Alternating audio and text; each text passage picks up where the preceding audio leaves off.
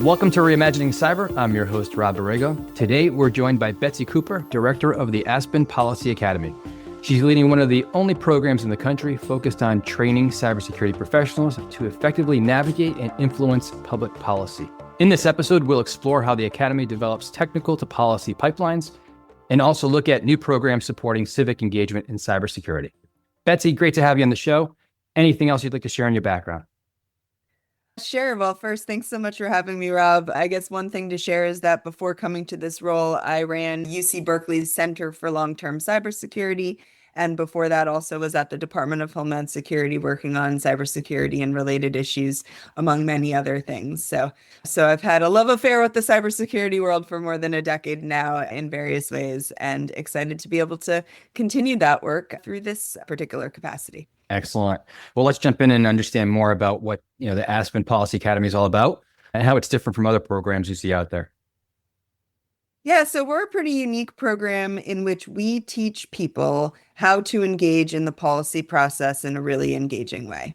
Our role in the ecosystem is basically to help people who have subject matter expertise in something, whether it's cybersecurity or some other area like environmental studies or education policy. And we teach you how to learn how to advocate using that subject matter expertise to try to change issues on the topics that you care most about. So we run training programs that anyone can join. So we have webinars free and open to the public on topics like how to write a public comment or how to develop an op-ed that actually seeks to change policy.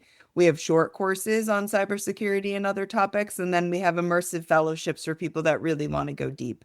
And then we also partner with lots of organizations who are looking for more customized support for the people that they're working with. So essentially, we're the place you come if you want to learn how to advocate for change. And so we think that's a pretty unique part of the ecosystem where there's lots of people who already focus on policy, who are, sort of longstanding advocates or lobbyists. But if you want to learn how to do that, that's actually, there aren't very many options for you if you're not ready to go do a 2-year master's degree in policy. And this is a way to fill that gap. Excellent. Yeah, and it's a core part of the mission that you just described. So that's a great way to get people out there engaged and teach them how to do that.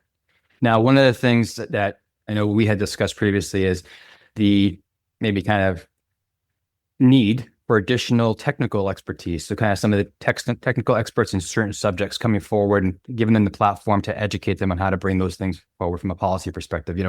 Why do you see that there's such a need for that technical expertise audience to come forward and maybe leverage this as a way to get them more vocal and properly approaching how to bring it back to the forefront? Awesome. So let me take that at a couple different levels. So first, just imagine people in the city of St. Paul. We've recently had a big cyber attack in the city, and many people are deeply concerned about what is happening with their data. How do they access services, et cetera? Those people are going to care deeply because of their lived personal experience with a cyber attack. It is really important for governments to hear from those people how that's affected them. So you can take another similar example. I used to have a nanny who was scammed online and had her social security number stolen. She needed to figure out how to navigate that. Her personal experience is a really important thing that governments need to understand as they're trying to decide how to improve their cybersecurity systems. For instance, why should this scam website have been present as the top hit on Google for our nanny? That's an amazing opportunity for her to advocate for change. Then you have cybersecurity experts, so people who don't just have lived experience with cybersecurity, but who also have, gone to school for it, worked in those roles, et cetera. And we need the best and brightest helping to figure out how to protect ourselves against nation state actors, against scammers that are trying to make money, against really bad ransomware attacks. Those are all things that we need knowledge, and we need government to have that knowledge. And so you can achieve that in some different ways. So you can hire people into roles. So we run programs that help train technologists to prepare them to go into government. And then you can also have them advocate from outside to provide that technical knowledge so that the policymaker who is not themselves a cybersecurity expert is basing their decision on cybersecurity principles and practices that are the best of the best. And so we think you need both. You need people who have lived experience to share their stories, and we need people with the technical expertise to be able to inform policymaking, because policymakers are never going to be experts in everything. And we need, therefore, to bring that knowledge to them to help them make those decisions. Yeah, the real world experience is critical. So tell us a little bit more about the actual program, kind of the lessons, like what would someone learn going through it? Awesome. So we really try to teach three different skill sets when you come to one of our programs. So first is how to have policy impact. So if you went to a university program to learn about policy, you probably would be taught something called policy analysis, which is all around like you have a couple different policy options. Which one should you pick? And that's great if you have a client. That's definitely going to take your ideas. But in reality, in most of the time that you work in policy, you're not going to have a client that's already bought into what you need to do. And you need to learn how to convince that person to take on your idea. So that's what policy impact is all about. It's about teaching you, how do you define problems? How do you identify solutions? But also, how do you map the key stakeholders who are involved? How do you build stuff like deliverables, written materials that speak to those stakeholders, and develop an advocacy plan for change? So that's policy impact. And if you're interested in that, we recommend enrolling in our Policy 101 webinar to get a taste of the steps that we teach.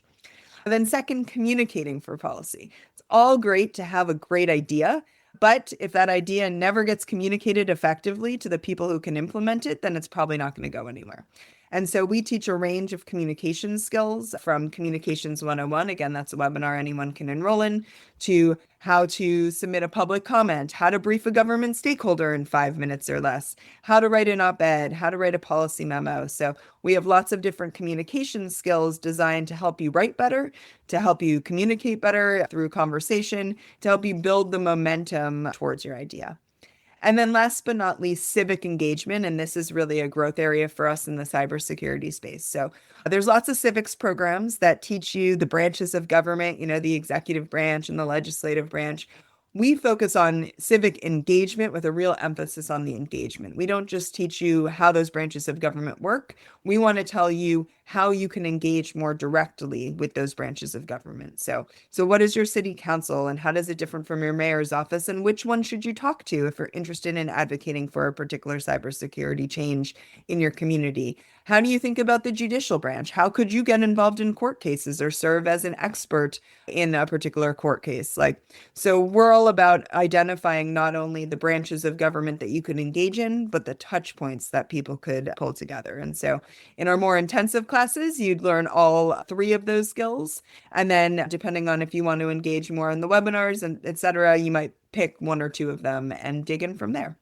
And then if there's something that we're not doing that you're missing, we actually have partnerships where we can build something customized. So if you're working at a nonprofit and would like to, bring this sort of training, or you're hosting a conference and would like something special to help you learn these skills, we're always excited to talk to people so that we can grow the amount of programming that we're offering as well.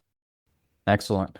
Now, I'm sure there's plenty of different examples that you can share with the audience, but maybe pick a couple of different scenarios that people have brought forth, and just so people kind of put it together as, okay, this is a real world example that was brought forth and how they actually took it forward. Yeah, so maybe I'll tell two different examples. So first, there was a fellow in our very first cohort named Ginny Foz.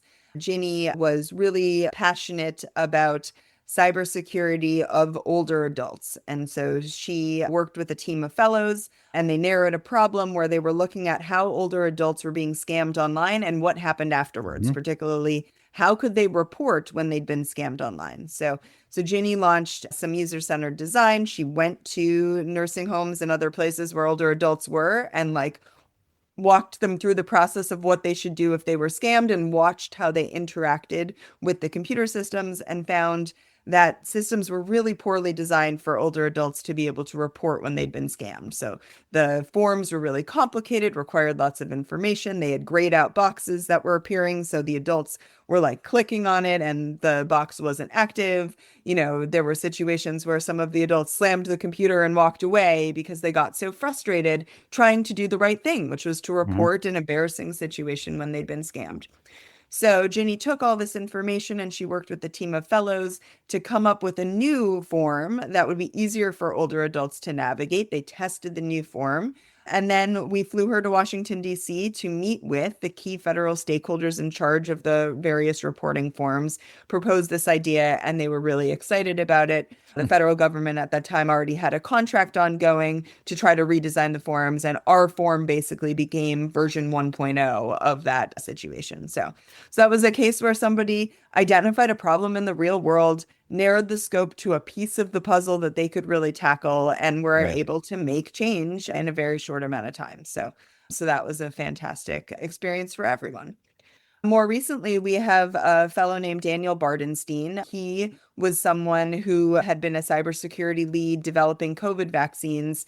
And when he joined government, when he joined our program, I'm sorry, he was particularly interested in strengthening cybersecurity measures for medical devices. So as part of his fellowship, he created a policy project to think about how the Food and Drug Administration, the FDA, could simplify the process that hospitals use to secure medical devices. And among other things, he proposed that the FDA develop a minimum baseline of cybersecurity requirements for medical device manufacturers.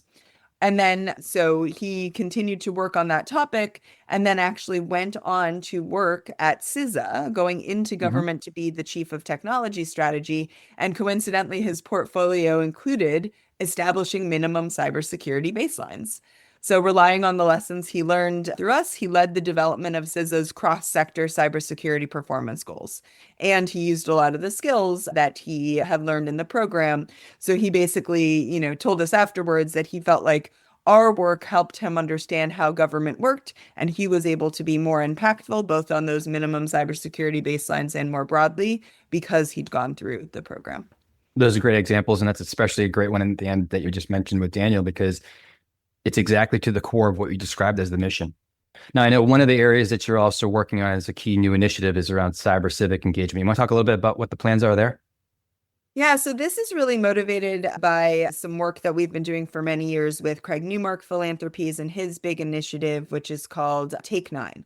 And Take 9 is all about getting people to take a pause and to think about cybersecurity before they act, and to take on basic cyber hygiene like multi-factor authentication or making sure that you compartmentalize your data so you don't get the keys to the kingdom if somebody gets into a particular system. Well, so Take 9 is all about what can you do? And the next step beyond that for us is cyber civic engagement, not just what can you do as an individual, but how can you get your community to advocate for change? So, for instance, I told the story a few minutes ago about Ginny Foz and helping older adults who have been scammed.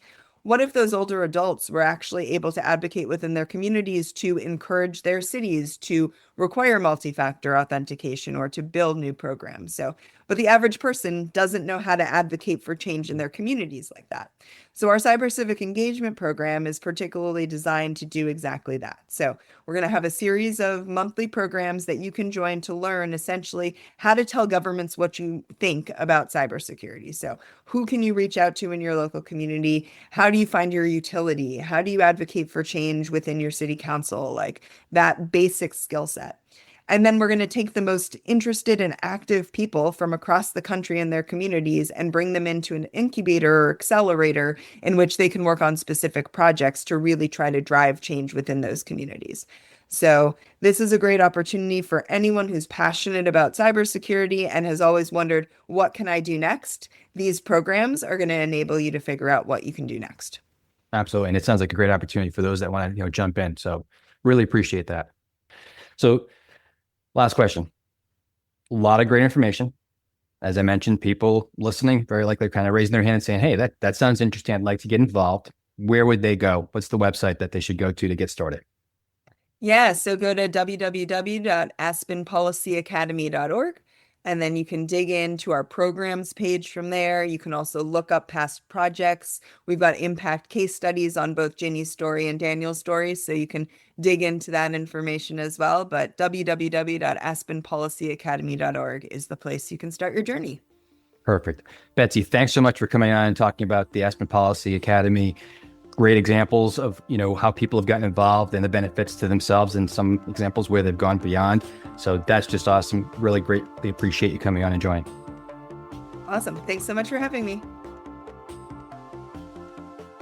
Hello, producer Ben here, and in case you didn't know, you can now find all of the Reimagining Cyber episodes on YouTube. The address is pretty straightforward. It's at Reimagining Cyber. We'll also be posting shorter clips from the show, so it's well worth a visit. Another place where you can subscribe, comment on the show, and start a conversation with us.